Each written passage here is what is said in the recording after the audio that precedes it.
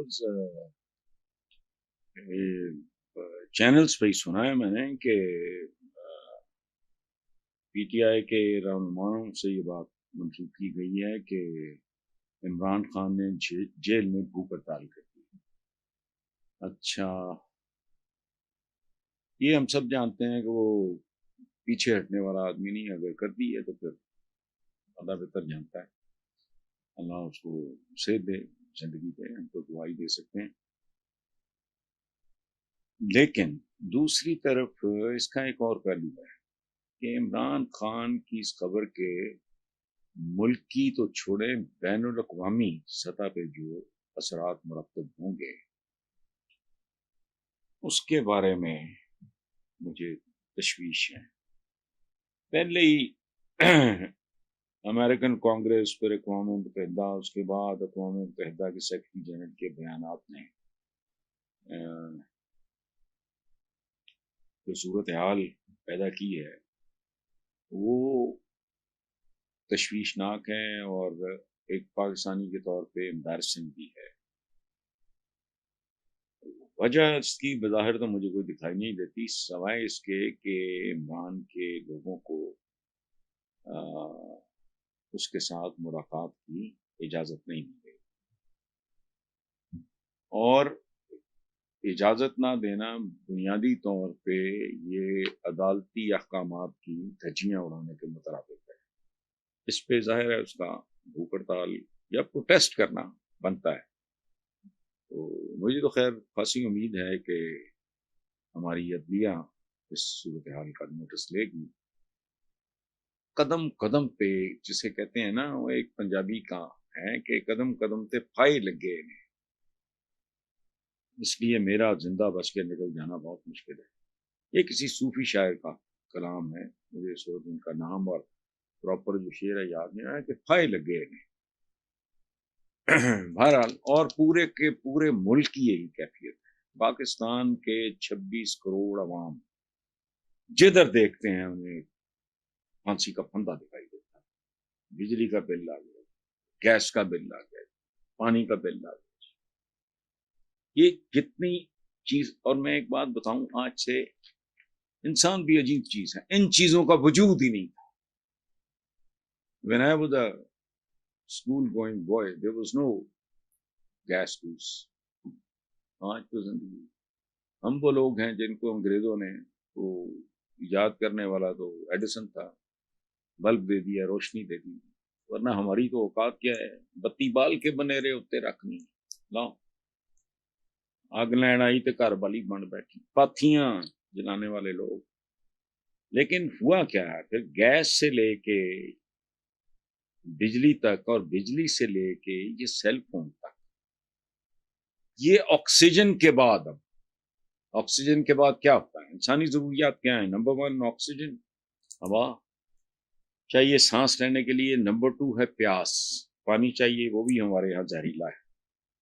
خود باسا کہتا ہے کہ اس میں وہ جو پوائزن اس کو دیا گیا تھا، آرسینک، نیپولین کو جو دیا گیا تھا، اس کی ملاوٹ ہوتی ہے. اچھا، سو پہلے ہو گیا آکسیجن، دوسرا ہو گیا پانی، تیسری ہوگی خوراک. اس کے بعد یہی لیول ہے.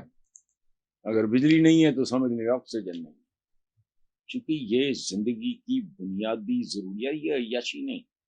ایک زمانہ تھا، مجھے یاد ہے جب میں بچہ تھا، میں وہ فون سنبھال کے رکھا ہوا، عجیب و غریب فون ہے.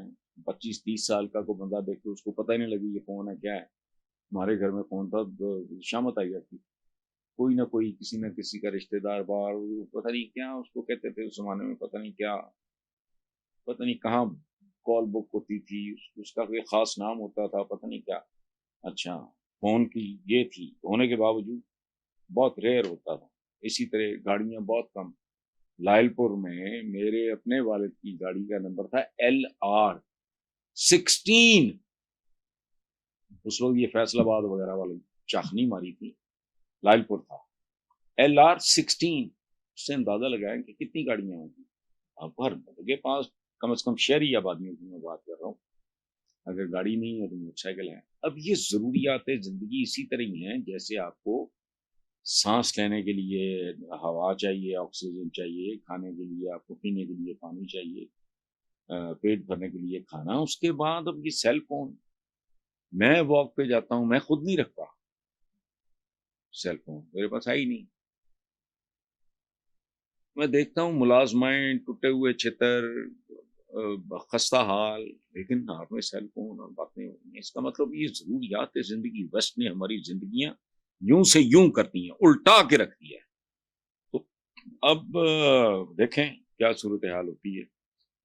جج صاحب اس کا اگر جج صاحبان، جج صاحب نہیں، عدلیہ اس کا نوٹس لیتی ہے تو ٹھیک ہے، ورنہ بد سے بدتر کی طرف تو ہم جا ہی رہے ہیں. آج 5 جولائی ہے، یہ ایک سیاہ دن ہے، ایک منحوس دن ہے.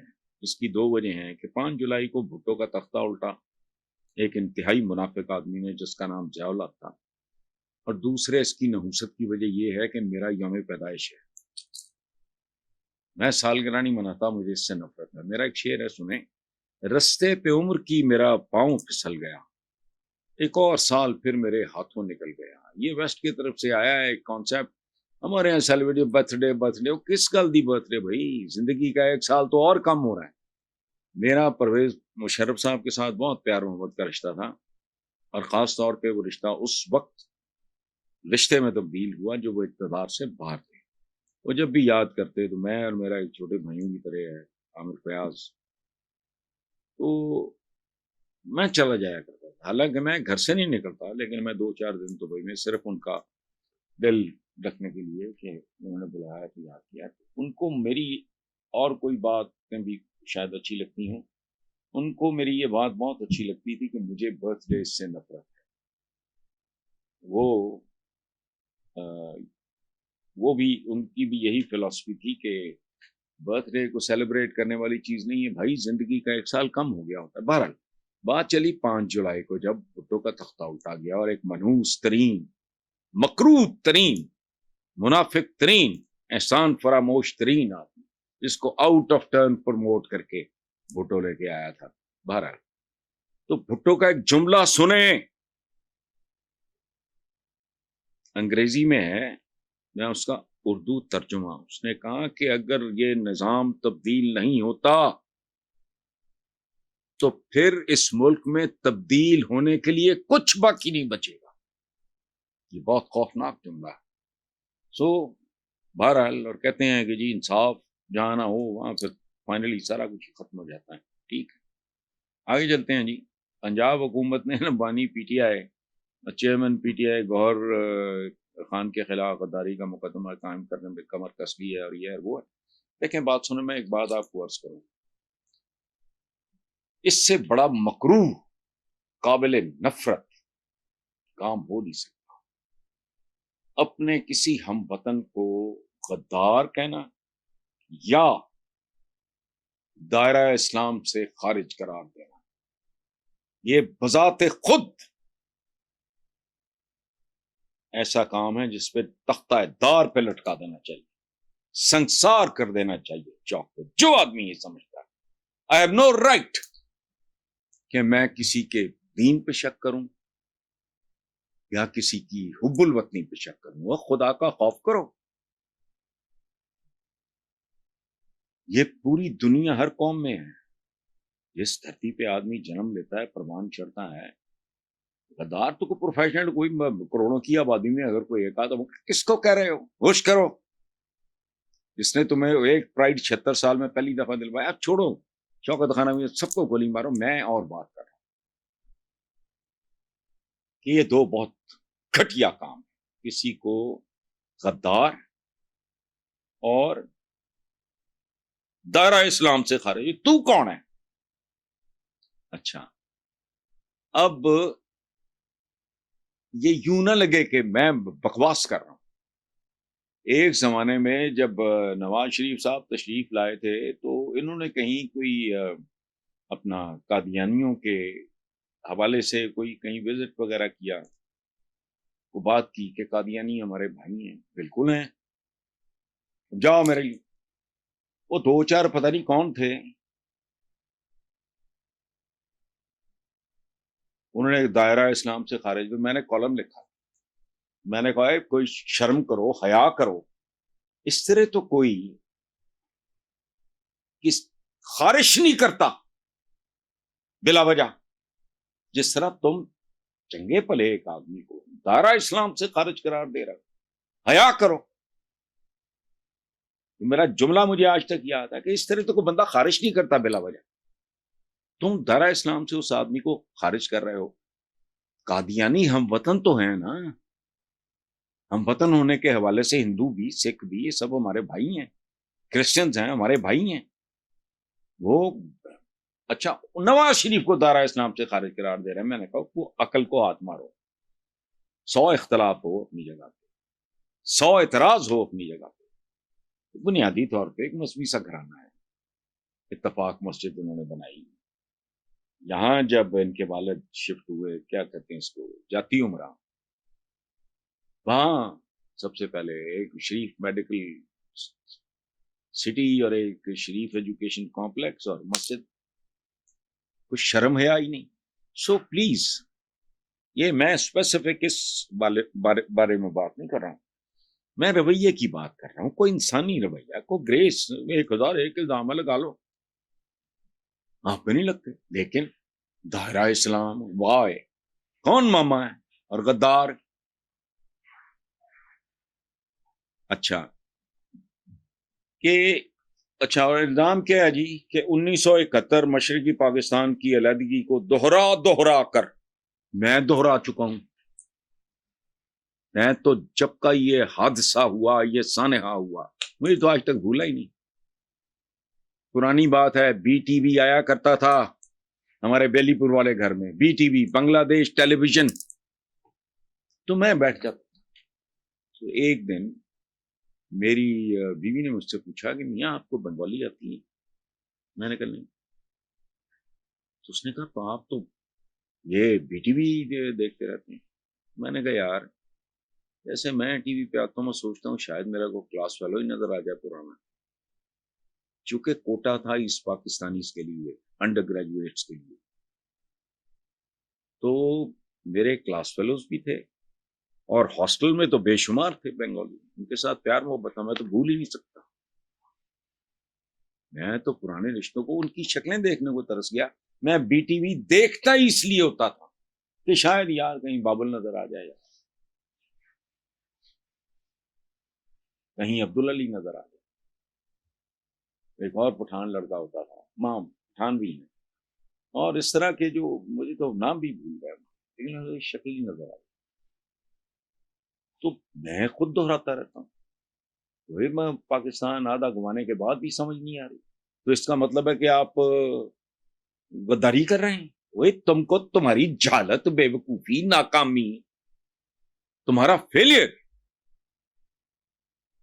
یاد دلا رہے ہیں تاکہ آئندہ بچو.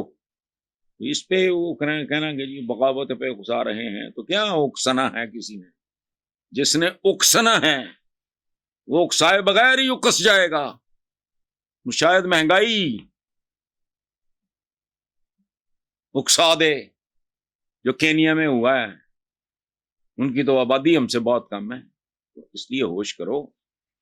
تو چاہ یہ رہے ہیں کہ اگر یہ عدت کیس میں کیا ہے، وہ کیس عدت پہلے تو ایک خاص ایج کے بعد کیا ہے. دوسری بات یہ ہے ہم بہت سے ٹیسٹ جو پہلے ہوتے تھے جب ٹیکنالوجی نہیں تھی، اب ہم ان کو ریکگنائز کرتے ہیں. ریپ کیس کے لیے ایک میڈیکل ٹیسٹ کافی ہوتا ہے. آپ it is a mean to an end, it is not the end. پتا لگ جائے کہ بھائی نہیں ہے کوئی سلسلہ. بہرحال لیکن یہ چیزیں کیا بتاتی ہیں کہ سوچ آج بھی تخریبی ہے. بس کرو یار، تم نے اور کیا اور بھگتنا ہے؟ اس کے بعد باز آؤ گے. میرا مخاطب کوئی ایک آدمی نہیں ہے، میں خود بھی ہوں، آپ بھی ہیں. اس ملک کا مامے خان سیاستدان جو ہے وہ بھی ہے. آخری بات ہے کہ پیٹرولیم مصنوعات پہ ٹیکسز کے خلاف پیٹرولیم ڈیلرز جو ہے ایسوسی ایشن، انہوں نے ملک بھر میں ہڑتال کی ہے. تو جاری رکھو یار، تم کھاتے پیتے لوگ ہو. تمہیں کو 2 مہینے نہ صحیح کچھ تو خیر ہے، کون سی قیامت آ جائے گی. سیز کر دو اپنے ہم وطنوں کی خاطر. مجھے کچھ لوگوں نے یہ کہا ہے کہ آپ جتنی جھنجھلاہٹ اور غصے میں یہ بات کرتے ہیں تو آپ کو تو کوئی فرق نہیں پڑتا. تو میں نے کہا میرے پہ لعنت ہو اگر میں اس لیے چیخوں صرف کہ مجھے فرق نہیں پڑتا. تو میں ارد گرد دیکھتا ہوں, میں خود کو چور محسوس کرتا ہوں. میں مثالیں دے رہا ہوں کہ یار تم 20, 30, 40, 50, 60 ہزار یا بے روزگاری کو مارو گولی, جس کی لاکھ روپے انکم ہے, جس کے 3 بچے ہیں اور الحمدللہ ماں پیوں میں سے ایک مر چکا ہے, ایک باقی یا بیمار ہے, 3 بچے ہیں, کرائے کا گھر ہے, وہ تو 1,00,000 1,50,000 میں بھی کچھ نہیں کر سکتا. تو یہ درندگی بند کرو. اس طرح تو تاتاریوں نے بغدادیوں کے ساتھ نہیں کیا, اس طرح تو ہٹلر نے وہ جیسے وہ پتہ نہیں کیا کہتے ہیں یہودیوں کے بارے میں, اس طرح تم نے بنگالیز ایکسپلائٹ ہوئے, یہ وہ جو ان کے گلے شکوے تھے اپنی جگہ, آج وہ ہم سے آگے ہیں. اس بات کا ثبوت ہے کہ ان کو فیئر ڈیل نہیں مل رہی. تم نے تو پاکستانیوں کو بنگالیوں کی طرح ٹریٹ کرنا شروع کر. یہ جو ٹرانسپورٹ وغیرہ بند کر رہے ہیں یہ ہمارے ڈیلرز, پیٹرولیم کے جو ڈیلرز ہیں, تو اللہ ان کو ہمت دے, برکت دے, یہ ریورس کرے. کینیا میں بھی ہوا, سیدھے ہو جاؤ گے ریورس ہو جائے.